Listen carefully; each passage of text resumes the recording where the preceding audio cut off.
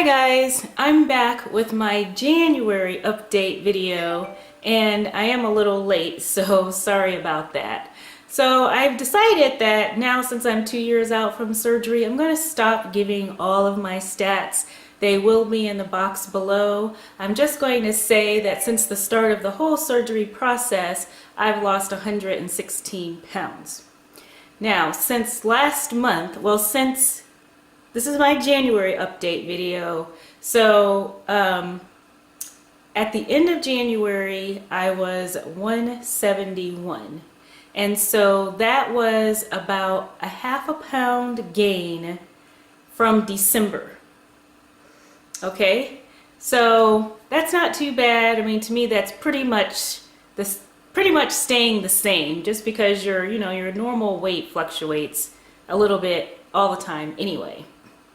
However, if you watched my previous video, which I did just a few weeks ago, my 2-year surgiversary video, I had gotten down to 168.8, and that's because I had worked really hard for my 2-year surgiversary and my follow-up visit with my surgeon's office, my bariatric clinic.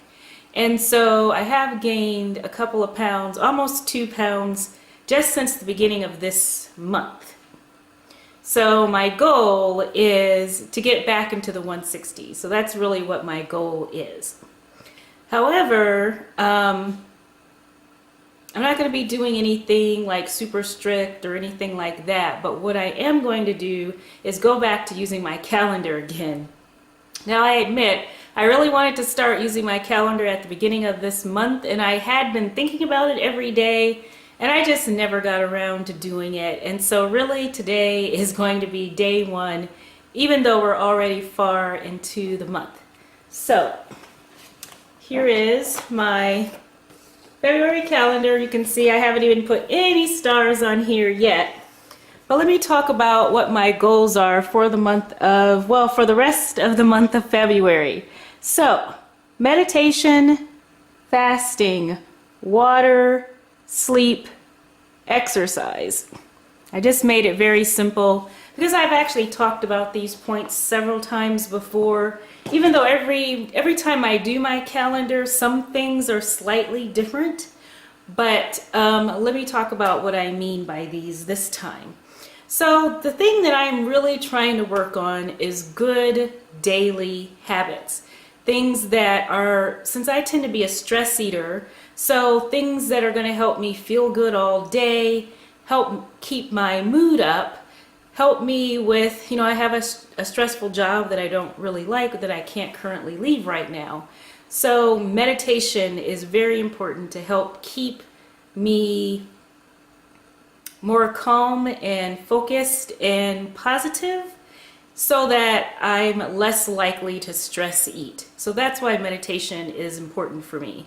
And I use the Calm app, C-A-L-M, it's just a 10-minute meditation. And then there are other choices. You can even do shorter meditations if you want, but they have a daily meditation every day that's around 10 minutes.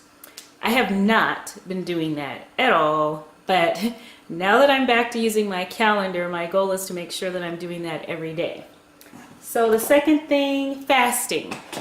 So when I say fasting, I really mean intermittent fasting. I have been doing that for about a year now, I think. But once again, I have gotten out of the habit of doing it. I do it some days and not other days. So in this case, what I mean, I get a star if I meet 2 criteria. First of all, I don't even want to have my cup of coffee in the morning until it's been 12 hours from the last time I ate anything the night before. So, my goal is to try to stop eating by about 6:30 or 7, because I get up around 6:30, and so then I can immediately have my cup of coffee and I don't have to worry about it. So the first part is 12 hours before my cup of coffee. Then, after I drink my cup of coffee with heavy whipping cream, I like to go 16 hours before I eat any real food. So if I do both of those things, then I get a star.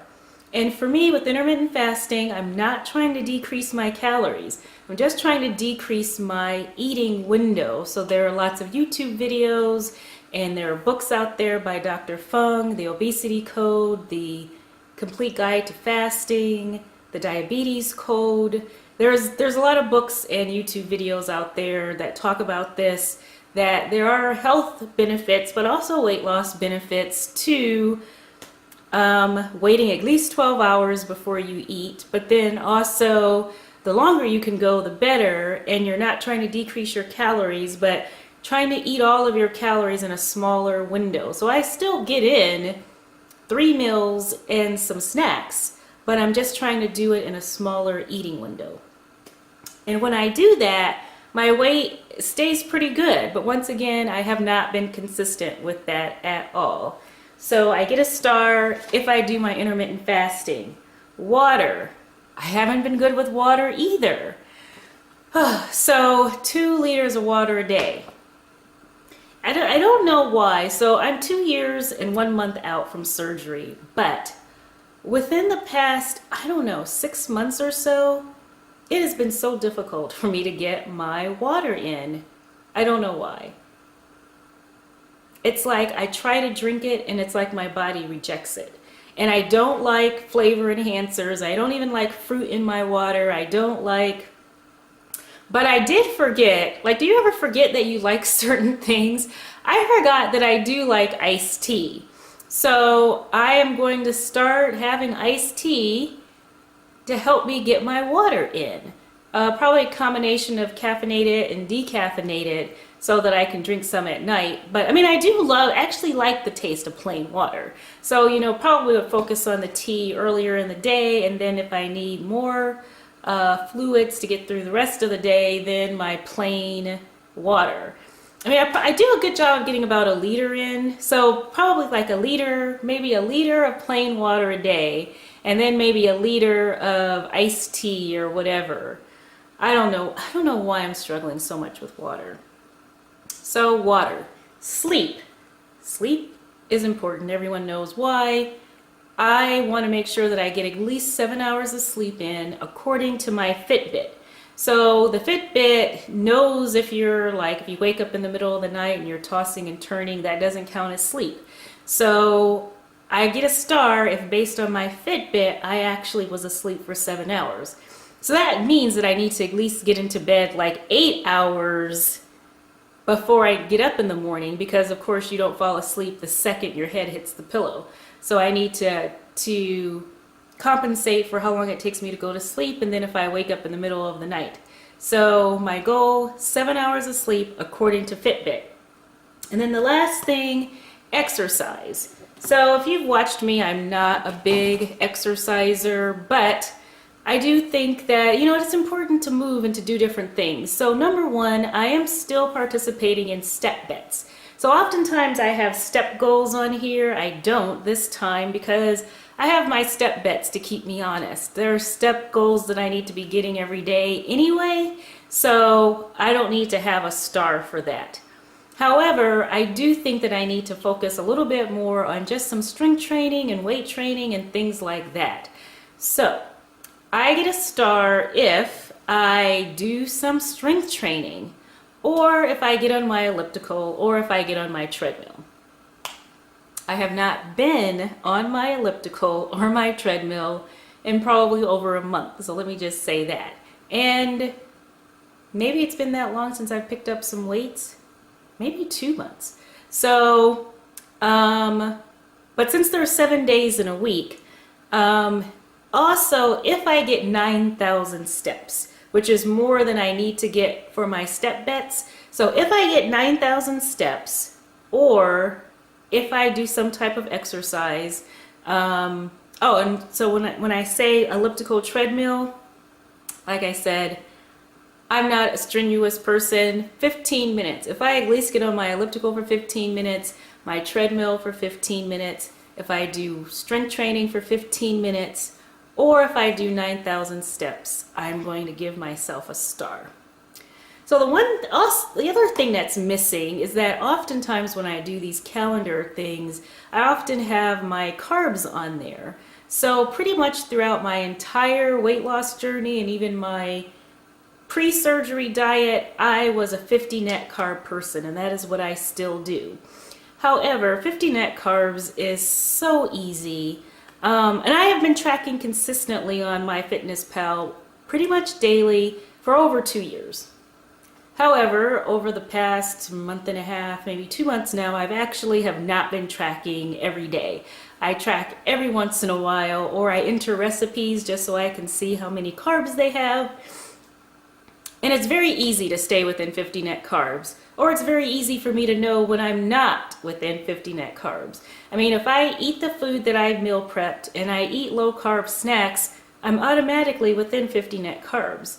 If I eat 3 servings of popcorn, then I know that I'm not within 50 net carbs. So, I'm trying this out. I really don't think that I need to track anymore because I easily know whether I'm within my 50 net carbs or not. And yeah, maybe some days I'm 55 net carbs and I don't know it, but I don't really think that that matters. So I don't care if I accidentally have 55 net carbs. The point is that just in general every day, I'm trying to make sure that I stick to 50 net carbs, and I know when I go over, and I'm not, So it's like I can only do 5 stars, so I've just decided that since I'm not tracking currently anyway, I don't want to make that a star. I think that's really it. I wanted this to be short. So let me also remind you guys, on my previous video, I announced a giveaway.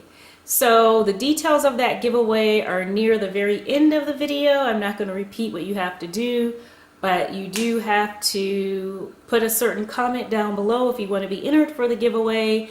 I'm going to give people another week, and you have a really good chance because not a lot of people have entered, and there's 3 different prizes. So go ahead. It'll be nice if you listen to the entire video, but I talk about the giveaway near the end of the video, and you need to comment on that video if you want to be entered for my giveaway.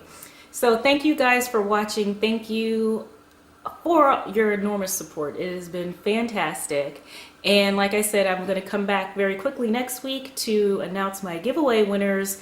And then I'll come back in a few weeks to do my February follow-up.